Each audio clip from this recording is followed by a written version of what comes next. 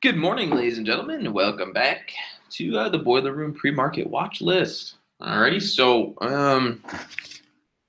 got a handful of stocks here. Things are they're okay this morning, not like amazing, but I'm sure there's always money to be made somewhere. So, um, exactly, Johnny. Good morning to everybody. Glad you are here. Thank you for tuning in. So, a few penny stocks I'm gonna watch, and a few higher price ones. So we're gonna get into it. Like again, I said it's not setting up for the best of mornings, but of course, there's always that one stock that tends to be good. So let's get into it. Alrighty. So we're gonna make this quick and to the point as always. So first one I'm gonna watch again is going to be DPW. It just got crushed here at the end of the day. I wasn't trading at this point, but I would have loved to catch that short. So again, it lost a lot of value, and now it's starting to it squeezed up here pre-market, dropped down to a low of about 340 right here. So right now we got a high of 466 pre-market, and technically it started down here at like 295. As you can see, it's kind of just hanging out and consolidating now, really just trending sideways. So I'm kind of long biased on DPW as of right now. Of course, that could change, but the reason I'm long biased is we went up very high here pre-market, then we came down, and then we basically put in that low, right? We put in that low for pre-market here, that higher low from its initial starting point. And now we're just consolidating sideways. So I think it's very possible that we'll see DPW squeeze up in the morning. But again, I could be wrong. If it does start trending back down, it might be setting up for a short. And do I want to short it? Not necessarily, because I don't really feel there's a lot of money to be made on the short. I mean, there is, and it would have to be, I would only short it below like 350. If I were to short this, it would have to be below 350. The last time here pre-market it broke 350, it only broke down 10 cents before popping right back up. So that tells me that the stock didn't really want to go much lower than 350 at this given time, which could then be the same case if it were to do it again during the morning when the bell opens. So again, it's kind of one of those. It's right in the middle. It's kind of wishy-washy, but I am more long biased on DPW as of right now because it's consolidating sideways. So we could very easily start to see the squeeze up. Potential entry for me might be around 375 if it continues in this pattern. Will it reach 462? I don't know. It can, right? It could very well reach that price. I mean, if we look at these past couple days, I mean, it's known to make obnoxious moves out of nowhere, right? You see it here. This was the big sell-off. So if you honestly look at this chart, though, from this angle, now that I'm looking at it, it's definitely downtrending. But I think what we could see happen is that morning squeeze. Oh, it's starting to break down right now. Okay, so definitely going to be looking at it from this angle. Definitely going to be more short biased on it now. If this price holds up and it doesn't keep cracking, it's possible we could see a morning squeeze. But as of right now, DPW definitely looks like a short play right now, especially if it breaks down below 350. Hopefully it can hold up pre-market. And if it does and it wants to break 350, I think I might short it now. Now that I'm looking at this from this angle, it almost looks as if this was the up. This is signifying the downtrend, and now we're going to continue down some more today. So definitely looking at it as a more of a short bias trade now. Was long, but now I'm a little more short biased on that position. Let's see.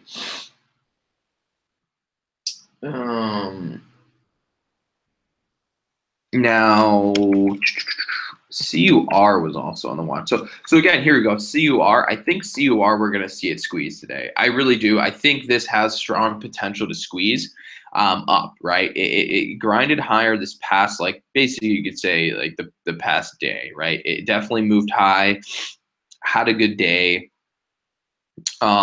Now if you look at the chart from here, so the past 2 days, it went up and then it sold down. This was on short watch yesterday, so that panned out pretty well. And it came all the way down to 2. This line I have drawn here is the $2 mark.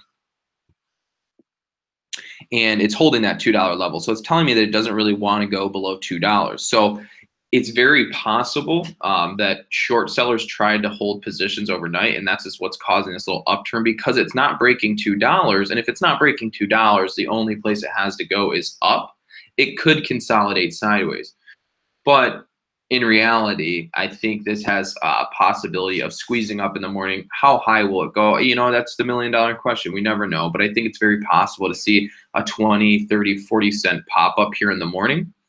But, you know, if you know, anything holds true about support and resistance, it's definitely on close to support right now.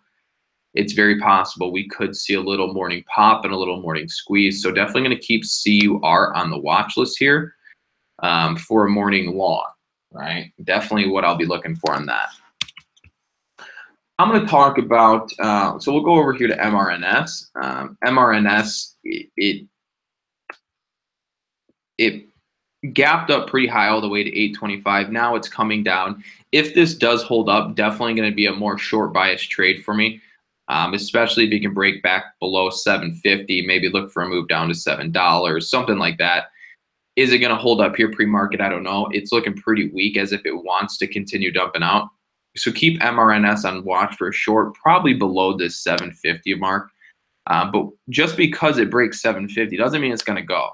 You never want to short below any key entry point if the candles, or if it's already gone down a lot. Like, to short below 750, you know, like right now would be pretty dumb, because it's already came down so much without squeezing up. So what I'm getting at is, if, like, you know, if it already dropped 40 cents and now it's just starting to break 750, that wouldn't be a good entry, because it's already down 40 cents on the candle without, you know, having a squeeze back up kind of thing. So you're going to be shorting on it, and it's already extended, right? So you got to wait till it's like, you know, it just comes down to knowing when the entries are. So again, 750 is going to be the level to watch for MRNS short.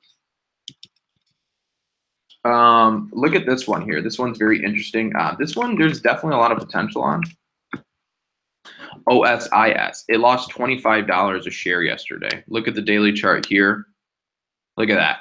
Crazy. I didn't catch any of that, but that is just nuts. It lost a ton of value yesterday. So with that being said, I mean, it was just $85 a share. So there's a good chance we could see a short squeeze and a little bit of a momentum play to the upside. I think this one's going to be good, definitely good to watch for a long today. Doesn't mean it's going to be a positive, a guarantee, but it just lost $25 a share yesterday. A lot of investors could be like, this thing's on sale, I'm going to start buying it today, and so on. So definitely something to note and keep an eye on today is OSIS. And something else you want to note is that this big stock, it's probably going to, it already does. It has like a 90 cent spread. So almost a spread of $1. So you have to be very careful trading this, because the spread is so big, you could instantly be crushed as soon as you take a position on it, okay? So it's definitely something to note, and definitely something to watch and consider. Here's another good one, is SAGE. SAGE this morning. This one looks very similar to MDGL yesterday. See this MDGL? Hold on, let me back it up a little bit.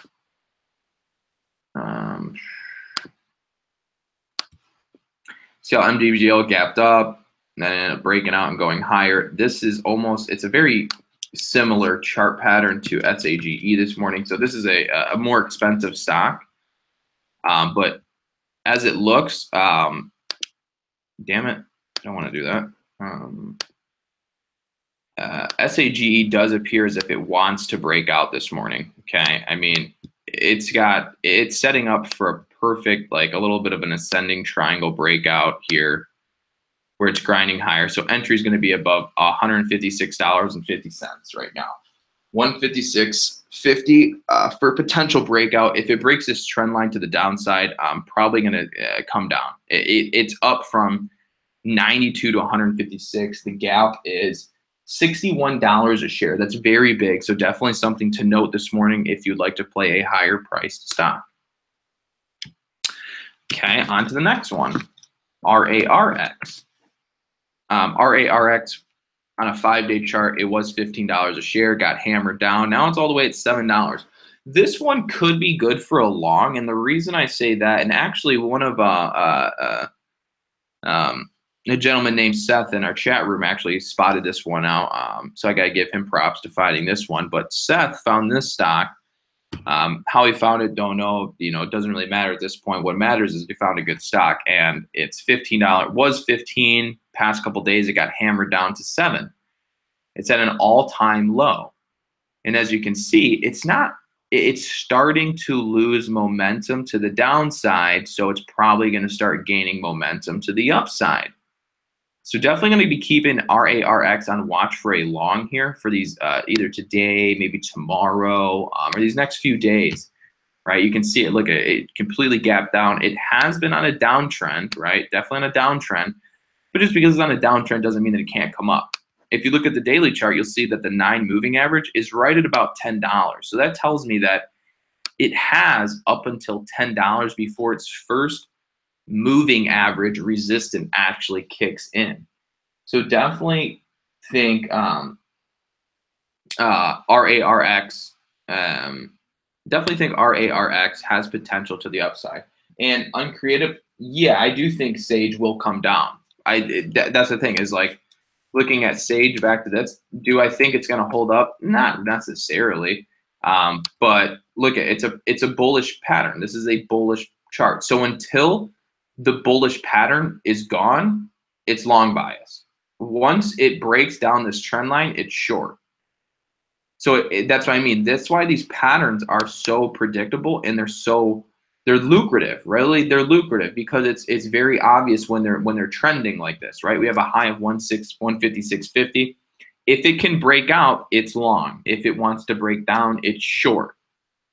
And there's tons of other traders that are watching this. So honestly, SAGE is going to be on watch for both long and short, and it's very easy to spot which way it's going to go because it's just got to get over this 156.50 area, maybe a little higher for a long. It could break out briefly and start coming down. If it's going to break out, there's the terminology, breakout or bailout. If it breaks out, it'll happen instantly and it'll start spiking. If it breaks out and it doesn't go quickly, it's best just to get out of the trade. Okay, don't lose your money. So again, if Sage wants to break down from this trend line I have on my chart, it'll be a short. If it breaks 150, definitely a short. So keep that in mind. All right. On to the next one. So we covered OSIS. All right, HMNY, another one to potentially watch here. Watch HMNY for a morning squeeze. We could have a morning long, quick morning pop and squeeze, 50 cents, maybe even $1. Okay. If you look at HMNY on this daily chart here, so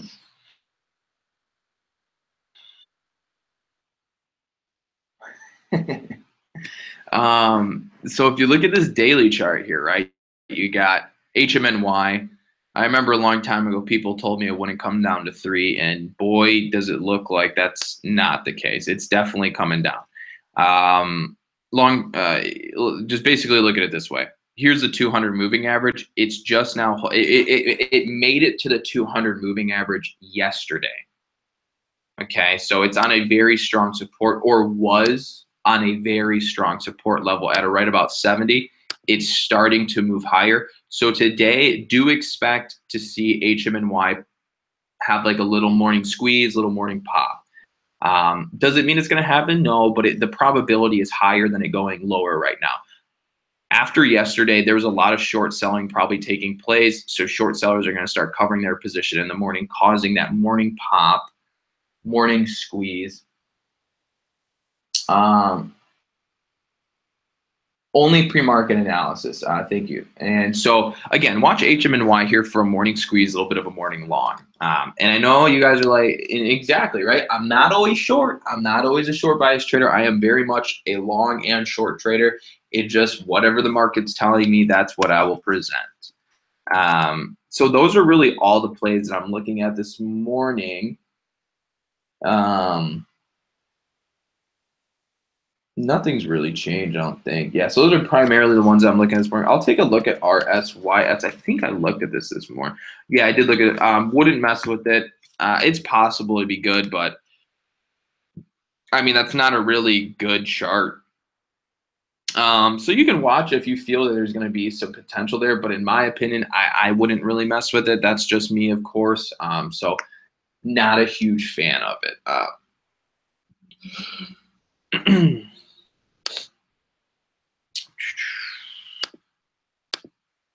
So that's the morning watch list right there. So to recap and to recover, so if anybody missed any of what I just said, here you can write all these down. MRNS, let me just double check because I'm going to go over like my potential plan. I might just have to make sure it's still valid. Okay, so MRNS short at this point. More short biased, right? Okay, CUR, let me double check this one. Here, you guys can even see what I'm working with, kind of. CUR, oh, that's not it. CUR, CUR, still long bias on CUR, okay?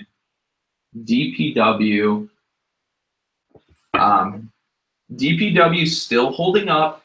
So right now it's really in the middle. It's a toss-up. Still short bias. I don't know what I want to be on this one, actually. It's so crazy. This one always makes some erratic moves. Literally just keep DPW on your watch list. This could go both long and short. It's really hard to predict it right now, considering it's just consolidating sideways, and it could be on the brink of going up and going down so closely that it's very hard to tell what it wants to do. So keep it on watch, and if you do want to trade it, if you see the pattern, if you see something that looks good for you, definitely consider it. I will take a look at VTGN. I did want to look at that one. Okay, so DPW's in the middle. OSIS, watch for long. RARX, watch for long. HMNY, watch for long. And when I say long, most of my plays are like a projection of the first 30 minutes of market open. So they're not like the whole day or 5 minutes. It's usually what's probably going to happen within the first 15, 30 minutes of the day, okay? And then I will look at VTGN. Wonder what this one's doing. VTGN, short biased right now, I think. Let me zoom out here on this chart. Take a look at what's crack-a-lacking.